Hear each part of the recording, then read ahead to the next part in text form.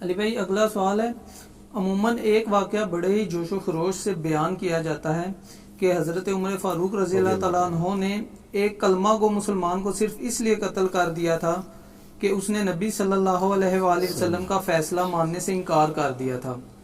اس واقعہ کے بعد حضرت عمر رضی اللہ تعالیٰ عنہ کی سپورٹ میں قرآن حکیم کی آیات بھی نازل ہوئی تھی۔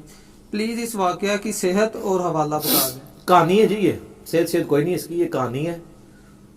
یہ کہانی یعنی بکتی ہے عوام میں، کیونکہ آپ کے علماء آپ کی عوام کو ایکسٹرا جوڈیشل کلنگ کے اوپر ابھارتے ہیں، ماورائے عدالت قتل کے اوپر، اپنے دشمنوں کے اوپر گستاخ رسول کا الزام لگا کے یہ واقعہ سنا کہتے ہیں چڑھ دوڑو، ٹھیک ہے۔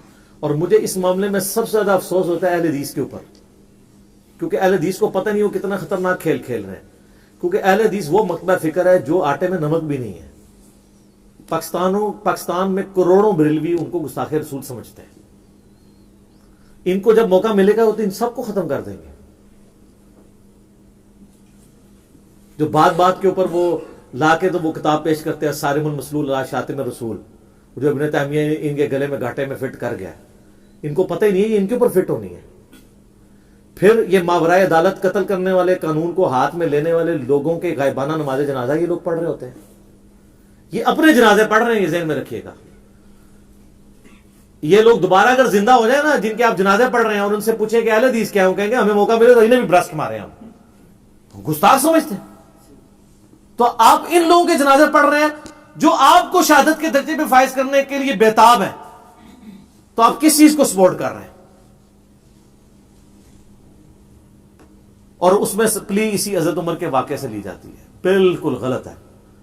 اس کے اگینسٹ بخاری مسلم میں درجنوں واقعات ہیں کہ نبی الاسلام کی موجودگی میں جب کبھی بھی اس طرح کا ایشو ہوا تو حضرت عمر کیا کہتے تھے؟ یا رسول اللہ اجازت دے میں اس گستاخ کا گلا کاٹوں۔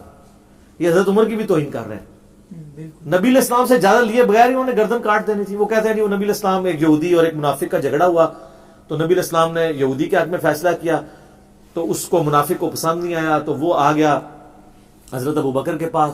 حضرت ابوبکر رضی اللہ تعالیٰ عنہ نے پوچھا کہ بھی یہ فیصلہ نبی صلی اللہ علیہ وآلہ وسلم نے کیا کیا؟ انہوں نے کہا جی، اس نے کہا جی میرے حق میں کیا ہے، یہودی نے کہا۔ تو انہوں نے کہا جب نبی نے کر دیا میں کیوں کروں؟ تو ان کا چلو عمر کے پاس چلتے ہیں۔ سیدنا عمر فیصلہ کرنے لگے تو اس یہودی نے کہا کہ عمر فیصلہ کرنے سے پہلے یہ جان لینا کہ نبی صلی اللہ علیہ وآلہ وسلم میرے حق میں فیصلہ کر چکے ہیں۔ حضرت عمر نے کہا 2 منٹ رکو، میں ابھی فیصلہ کرتا ہوں۔ اندر گئے، تلوار لا کے تو کاٹ دیا۔ یہ حضرت عمر کے مزاج میں بیٹھتی ہے بات؟ حضرت عمر نے چاہیے تھا کہ 2 منٹ یہیں رکو، میں نبی الاسلام سے پوچھ کے آتا ہوں اس کا کیا کروں، کیونکہ بخاری مسلم میں یہی کچھ ہے۔ آپ کی تو ہے کہانیاں، یہ کس حدیث کی کتاب میں کہانی لکھی ہوئی ہے؟ یہ تفسیر ابن کثیر میں بھی انہوں نے لکھی ہے، اور لکھا ہے یہ بے سند روایت ہے، انہوں نے خود جرح کی ہے اس کے اوپر۔ اور اس سے بڑھ کر صحیح بخاری میں اس آیت کا شان نزول موجود ہے کہ حضرت زبیر رضی اللہ تعالیٰ عنہ اور ایک منافق کا آپس میں جھگڑا ہوا، تو نبی صلی اللہ علیہ وآلہ وسلم نے جب کرائن دیکھے تو حضرت زبیر کے حق میں فیصلہ کر دیا۔ تو اس منافق نے کہا، منافق تھا نا، اوپر سے مسلمان تھا، اس نے کہا یا رسول اللہ آپ نے اپنے پھوپھی زاد لڑکے کو سپورٹ کرتے ہوئے فیصلہ اس کے حق میں کیا ہے، ناانصافی کی ہے۔ تو یہ صحیح بخاری میں موجود ہے اس آیت کے کانٹیکسٹ میں۔ اس پہ پھر سورہ نساء کی آیت نمبر یہ 65 ہے، جو یہ کہتے ہیں آیت بھی نازل ہوئی، وہ آیت نہیں نازل ہوئی، جس محمد لوکی کلمہ پڑھ دے وہ محمد اور تے محمد رسول اللہ اور، یہ آیت کدھر اور نازل ہوئی ہے؟ سورہ نساء آیت نمبر 65، فلا وربک لا یؤمنون حتی یحکموک فیما شجر بینہم۔ اے نبی مجھے تیرے رب ہونے کی قسم، یہ انداز محبت دیکھیں، اے نبی مجھے اس چیز کی قسم کہ تیرا رب ہوں، ہائے ہائے ہائے، لا یؤمنون، یہ مومن ہو ہی نہیں سکتے، حتی یحکموک فیما شجر بینہم، یہاں تک کہ اپنے آپس کے جھگڑوں میں آپ کو حاکم نہ مان لیں، آپ کو جسٹس، آپ کی جسٹس کو، آپ کو جج کے عہدے پر نہ مان لیں۔ ثم لا یجدوا فی انفسہم حرجا، اور اس کے بعد جب آپ فیصلہ کر دیں تو دل میں بھی کوئی حرج نہ پائیں۔ ایک تو ہے اوپر سے سر تسلیم خام کرنا، دنیا میں تو یہ چل جاتا ہے، اوپر سے مان لیں، دل میں گالیاں نکالتے رہیں آپ جج کو کہ میرے خلاف فیصلہ کیا ہے، آپ کو کوئی نہیں جو ہے وہ جیل میں پھینکے گا۔ لیکن نبی کے کیس میں اوپر سے بھی ماننا ہے، اندر سے بھی ماننا ہے، یہ ایمان کا مسئلہ ہے۔ مما قضیت، جو آپ فیصلہ کر چکے ہیں، وہ یسلموا تسلیما، اور وہ سر تسلیم خم نہ کر دیں. تو یہ اس منافق کے بارے میں نازل ہوئی تھی، اس میں کوئی قتل کا ذکر نہیں، وہ تو واقعی کچھ اور ہے. انہوں نے یہ والا پکڑا. بخاری مسلم میں حدیث ہے، جب ابن ابی بلتا نے نبی علیہ السلام کی مخبری کر دی تھی فتح مکہ سے پہلے، مشرکین عرب کو خط لکھا اس کے اگینسٹ جو ہے وہ مجھے میرے بیوی بچوں کو وہاں پہ امان دے دینا. تو نبی علیہ السلام کو اللہ نے بتا دیا. آپ نے حضرت علی کو، حضرت زبیر اور کچھ اصحاب کو بھیجا کہ فلاں عورت ہے، اس کے پاس وہ خط ہے، وہ مکے والوں کے پاس نہیں پہنچنا چاہیے، وہ پہلی تیاری کر لیں گے. سیدنا علی نے اسے پکڑ لیا راستے میں اور کہا کہ وہ خط دے. اس نے کہا میرے پاس کوئی ایسا خط نہیں ہے. تو حضرت علی نے کہا کہ مجھے اگر آخری ریزارٹ کے طور پہ تمہارے کپڑے بھی اتروانے پڑے میں اترواؤں گا، وہ خط دو، کیونکہ جس شخص نے مجھے خبر دی ہے نہ وہ جھوٹا ہے اور نہ وہ جھوٹا ہے جس نے اسے خبر دی ہے. اللہ عز و جل اور محمد رسول اللہ صلی اللہ علیہ وآلہ وسلم. پھر اس عورت نے اپنا جوڑا کھول کے تو خط دے دیا. اب وہ خط آیا حضور کی بارگاہ میں تو آگے ریاکشن پھر تھا. حضرت عمر نے کہا یا رسول اللہ اجازت دیں اس منافق کی گردن کاٹو. کاٹی نہیں ہے، اجازت مانگی. میں آپ کو حضرت عمر کی نیچر بتا رہا ہوں، ان میں وہ ایکسٹروورٹ ضرور تھے لیکن ایکسٹرا جوڈیشل کلنگ کرنے والے نہیں تھے. نبی علیہ السلام کی تربیت یافتہ تھے. آپ فرمایا عمر چھوڑ دو، تمہیں نہیں پتا بدری صحابہ کہ اللہ نے اگلی پچھلی غلطیاں معاف کر دی. یعنی وہ دنیا سے مغلوب ہوا تھا، اگرچہ ہے اس کی غداری منافقت تھی. نبی کے ساتھ غداری اور کیا ہو سکتی. اس پہ امام بخاری نے باب باندھا ہے کہ اگر کوئی تعویل کی غلطی کی وجہ سے کسی کو منافق کہہ دے تو اس پہ کفر کا فتویٰ نہیں لوٹتا. یہ جو اکثر کہتے ہیں نا جی وہ صحابہ کو کافر کہنے والا کیا خود کافر ہو جائے گا، وہ مسئلہ میں نے اس میں ایڈریس کیا ہوا ہے. اگر کوئی تعویل کی غلطی کی وجہ سے ایسا کوئی معاملہ کرتا ہے کفر اس کی طرف نہیں لوٹتا. یہ بڑا سینسٹیو ایشو ہے. یہاں پہ حضرت عمر نے ایک بدری صحابی کو منافق کہا، اس حدیث میں نہیں آتا. آپ نے کہا کہ عمر تم نے منافق ہے، اور بخاری مسلم کی حدیث ہے جو کسی کو کافر کہے تو فتویٰ اس کی طرف لوٹ آتا ہے، تم بھی توبہ کرو. آپ کو پتا تھا اس نے اپنی محبت میں یہی سمجھا اور اس نے منافقت کی وجہ سے ایسا نہیں کیا، دنیا کی محبت میں مغلوب ہو کے کیا. ٹھیک ہے، آپ علیہ السلام نے اسے بینیفٹ آف ڈاؤٹ دے دیا. لیکن وہ آپ ہی دے سکتے تھے. آج اگر کوئی دو نمبری کرے گا اس پہ قانون لاگو ہوگا، اگر کوئی غداری کرے گا اس کو پھر سزا بھگتنی ہوگی. تو اس طرح کے ایشوز جو ہے نا وہ ان کو بڑا دقت نظر سے علمی طور پہ دیکھنے کی ضرورت ہے. آپ کو پتہ نہیں ہے، آپ یہ حضرت عمر والا واقعہ میں دیکھتا ہوں اہل حدیث بھی سناتے ہیں بڑے شوق سے. ان کی انٹینشن بری نہیں ہوتی، وہ تقلید کے خلاف نبی علیہ السلام کی اتباع کو پروموٹ کرنے کے لیے وہ کہتے ہیں جی حضرت عمر آج زندہ ہوتے ہیں. میں نے تو مولویوں کے یعنی خود تقریریں سنی جس میں انہوں نے کہا ہے، ایک دو تقریروں میں نے اس واقعے سے نہیں ویسے کہا، تو وہ کہتے ہیں کہ جی آج اگر یہ زندہ ہوتے تو سارے حنفیوں کے گلے کاٹ دیتے ہیں جو امام حنیفہ کی تقلید کر رہے ہیں نبی علیہ السلام کو چھوڑ کے. وہ ان کو پتہ نہیں کتنا خطرناک کام کر رہے ہیں. احمد صاحب بریلوی صاحب نے فتاوی رضویہ میں لکھا ہے رافضیوں کو وہابیوں سے بڑا گستاخ سمجھنا رافضیوں پر ظلم ہے، کیونکہ رافضی صحابہ کے گستاخ ہیں اور وہابی رسول اللہ کے گستاخ ہیں. ہاں پڑھو غائبانہ نماز جنازہ اپنے ہوتے. اب وہ ایک ڈاکٹرائن کھڑی کی ہے، اینڈ رزلٹ بالکل ٹھیک نکالا ہے. جب ڈاکٹرائن یہ ہوگی نا کہ وہابی گستاخ رسول ہیں اور رافضی گستاخ صحابہ ہیں، پھر اینڈ رزلٹ یہی ہے کہ رافضی چھوٹے مجرم ہیں اور وہابی بڑے ہیں. اور وہابی کس کو کہتے ہیں؟ اعلیٰ حضرت جب وہابی کہہ رہے ہوں تو دیوبندی اور اہل حدیث کو ملا کے وہ وہابی کہتے ہیں. مجھے ایک اہل حدیث عالم کا فون آیا. آپ کو پتہ جب ایک ایکسٹرا جوڈیشل کلنگ ہوئی ایک سابقہ پنجاب کے گورنر کے ساتھ، اس نے جو کچھ خباثت کی وہ ایک الگ بات، لیکن ایکسٹرا جوڈیشل کلنگ کے میں خلاف ہوں. تو مجھے ایک اہل حدیث عالم کا فون آیا کہ جی ہمارے تو مسجد کمیٹی نے جو ہے وہ غائبانہ نماز جنازہ ارینج کیا ہوا ہے اس کا، جب اس کے اگینسٹ دوسرے کو پھانسی ہوئی.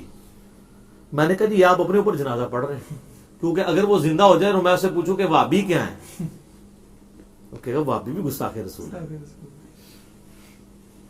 تو خدا کے لیے آپ ایکسٹرا جوڈیشل کلنگ کو سپورٹ کرنے کے لیے یہ جعلی واقعات نہ بتایا کریں. گستاخ رسول کی سزا پہ بھی میرے کلپ ریکارڈڈ موجود ہیں. نبی صلی اللہ علیہ وآلہ وسلم نے جو تعلیمات دی ہیں اس کو بڑی دقت نظر سے دیکھنے کی ضرورت ہے. کٹ گستاخ رسول جو تھے نا ان کو بھی نبی علیہ السلام نے معاف کیا ہے. سب سے بڑا اس دنیا میں گستاخ رسول تھا عبداللہ ابن ابی، اور نبی علیہ السلام نے اس وقت اسے بینیفٹ آف ڈاؤٹ دیتے ہوئے چھوڑ دیا جب حضور کی حکومت بھی تھی. غزوہ تبوک کے بعد کسی کی جرت تھی؟ جب عرب کے لوگوں کو بھی پتا چل گیا کہ رومن امپائر بھاگ گئی ہے تبوک میں اور مقابلہ نہیں کر سکی، تو پیچھے سے انہوں نے مسجد درار بنائی تھی نا. نبی علیہ السلام واپس آئے تو اللہ نے وحی کے ذریعے سورہ توبہ میں کہا کہ اس مسجد میں نماز نہیں پڑھنی ہے. اس مسجد کو آپ نے ختم کروایا. اس کے بعد عبداللہ ابن ابی کو مروانا کو مسئلہ تھا, نہیں مروایا. حتیٰ کہ کتنے واقعات ہیں. ذوالخیسرہ تمیمی کا بخاری مسلم میں واقعہ ہے جس نے حضور کو کہا تھا اللہ سے ڈر اور انصاف کر. حضور عمر نے کہا اجازت دے میں اس کا گلا کاٹ. چھوڑ دو, لوگ کہیں گے اپنے صحابہ کو قتل کرواتا ہے. قانوناً تو صحابی ہے نا, یہ کلمہ پڑھتا ہے. لیکن آپ کے کلمے کا احترام کسی مولوی کو نہیں ہے. آپ لاکھ کہتے ہیں میں مسلمان ہوں, کہتے ہیں نہیں جس کو ہم سرٹیفکیٹ دیں گے وہ مسلمان ہے. اور جو رئیس المنافقین ہے اس کو حضور کہہ رہے ہیں کلمے کا احترام. مسئلہ 96 میں نے دیکھا, اس میں نے یہ ساری چیزیں بتائی ہیں. کلمے کا احترام. حتیٰ کہ اس کا بیٹا صحابی تھا, اس نے کہا یا رسول اللہ آپ جنازہ پڑھا دیں. آپ نے جنازہ بھی پڑھا دیا عبداللہ ابن ابی کا. اس نے کہا یا رسول اللہ اپنا کرتا دے دیں کفن کے طور پہ. آپ نے کرتا بھی دے دیا. یہ بخاری مسلم ہے, یہ سٹوری شریف نہیں ہے. اور مسلم کے الفاظ ہیں, آپ اس کی قبر میں اترے, دفناتے وقت اپنا لعاب دہن بھی اس کے منہ میں ڈالا. اس سے بڑی کوئی بات ہو سکتی تھی؟ لیکن سورہ توبہ کی آیت نازل ہوگی کہ اے نبی تم 70 دفعہ بھی استغفار کرو, ہم نہیں معاف کریں گے. اور نبی علیہ السلام نے جنازہ بھی پڑھا, لعاب بھی ڈالا, کفن.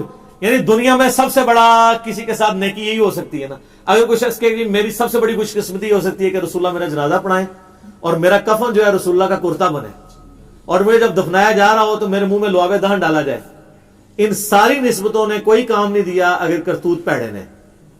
اب میں اشارتاً بغیر نام لیے آپ کو ایک بات بتاؤں گا. آپ کو جو بتایا جاتا ہے کہ جو فلاں شخص تھا پوری زندگی اس نے جو کچھ اسلام کے ساتھ کیا, کہتے ہیں نہیں جب ان کی موت کا وقت قریب آیا نا تو انہوں نے کہا کہ جب میں مر جاؤں تو میری آنکھوں میں حضور کے ناخن رکھ دینا, میری زبان کے نیچے حضور کا بال رکھ دینا. یہ پتہ نہیں میں کس کے بارے میں بات کر رہا ہوں, وہ ویڈیو والوں کو پتہ چل جائے گا, آپ لوگ بعد میں پوچھ لیجیے گا. کوئی فرق نہیں پڑتا. جس کے منہ میں لعاب ڈالا ہے, جس کو کرتا بنا دیا, اس کو نہیں فرق پڑا اگر وہ اپنے مال صحیح نہیں کرے گا. اگر اس نے اپنی زندگی کے اندر جو ہے وہ خلافت کو ختم کر کے ملوکیت کی ہے اور اپنے بچے کو اس امت میں مسلط کیا ہے تو یہ وبال اس کے اوپر رہے گا. اور یہ تبرکات کے ہمیں نا دھونسے لگا کے نا وہ کہہ رہے ہوتے ہیں, تو میں نے اس کا بھی ایک علمی جواب ساتھ, کیونکہ میرا کام ہے کہ جدھر جو چیز نظر آئے گی نا نال ایک جڑا نا وہ چپ میں کڑا جاؤں گا کہ اگر وہ کہے نا جی وہ بڑے خوش نصیب جی انہوں نے ناخن بھی منگوائے سن, وہ جنہیں بوجھ تھک پایا ہے لعاب دہن مبارک, جنہوں کرتا حضور نے دیتا ہے اپنا, انہوں نہیں فرق پیا. ان چیزوں میں فرق نہیں پہندے. ان اکرمکم عند اللہ اتقاکم, اللہ کے حضور تقوی کی قدر ہے. صرف نسبتوں سے کچھ نہیں ہوتا. ہاں اگر کرتوت صحیح ہو پھر نسبت بھی فائدہ دے گی. پھر فاطمہ ہی جنتی عورتوں کی سردار ہے, ٹھیک ہے. اور جنتی نوجوانوں کا سردار عبداللہ بن عمر نہیں ہے, وہ حسن و حسین ہی ہے. حالانکہ عبداللہ بن عمر بھی کسی سے کام نہیں تھے, عبد الرحمن بن ابی بکر بھی کسی سے کام نہیں تھے, سیدہ عائشہ بھی کسی سے کام نہیں تھی, لیکن جنتی عورتوں کے سردار کون؟ سیدہ فاطمہ, ٹھیک ہے نا جی. اور یہ تو بخاری مسلم میں ہے کہ فاطمہ میری بچی جنتی عورتوں کی سردار ہے, اور میرے مرنے کے بعد میرے اہل بیت میں سب سے پہلے مجھے آ کے ملے گی. اسی پہ حضرت فاطمہ پھر خوش ہو گئی تھی, جو ایک بات کہی تو رو پڑی, رونے والی آپ نے اپنی وفات کی خبر دی تھی. تو یہ بخاری مسلم دونوں میں حدیث ہے. نسبت فائدہ دے گی جب آپ کے اعمال درست ہوں گے. جب اعمال درست نہیں تو آپ بے شک کہتے رہے شاہ جی تسی بھی کہندے رہو کہ امتی نے, ٹھیک ہے. دوسرے شاہ صاحب اج نہیں بیٹھے ہیں, وہ کہتے نہیں امتی, وہ اسی تواڈے امتی نہیں شاہ جی, اسی نبی صلی اللہ علیہ وسلم دے امتی ہیں. تو یہ نسبت تب آپ کو کام آئے گی جب آپ کے کرتوت بھی وہ ہوں گے. امتی ہو تو سوٹے سارے دن بہ کے مارتے رہتے ہو درباراں تے, ساری بھنگ تسی بیچو ہے جی, اور پھر سانو کہندے ہو جی جناب اسی تے جنت دے دروازے تے کھلوتا ہونا, تانوں آخر ہی بھیجنا ہے سی. یہ کہہ رہے ہوتے ہیں, اعلانیہ کہہ رہے ہوتے ہیں کہ جناب جنت دروازے تے اسی کھلوتا, اور جنت دے دروازے تسی نہیں کھلوتا ہونا. وہ صحیح حدیث موجود ہے فضائل صحابہ میں کہ سیدنا سلمان فارسی کہتے ہیں کہ حوض کوثر پہ سیدنا علی, حسن, حسین اور سیدہ فاطمہ ہوگی. وہ ان کے لیے, وہ آپ لوگ نہیں ہے, ٹھیک ہے. آپ کا اور سٹیٹس ہمارا برابر ہی ہے اس حوالے سے, امتی ہونے کے اعتبار سے. باقی تو ہم سر اسی کہنے ہیں صلوات بر محمد و آل محمد, اللہم صلی علی محمد و آل محمد. ٹھیک ہو گئے.